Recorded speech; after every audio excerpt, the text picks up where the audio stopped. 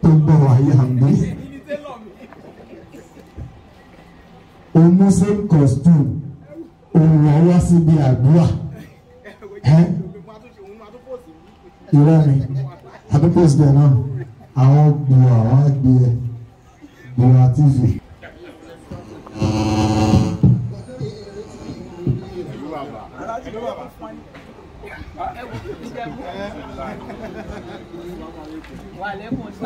Ó ti rí ọmọbìnrin tó ní Ijebu lónìí orí ẹlẹ́dọ̀ ìgbé má fi lé mi ìrìnàdé adúlé ẹ̀sìn ilé ẹ̀rí mo dé wọ́n lé mi náà lórí mi.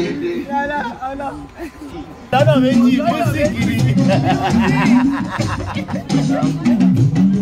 ọ̀lẹ́ ìwọ lálágbára jẹ́ wọ́n lágbára.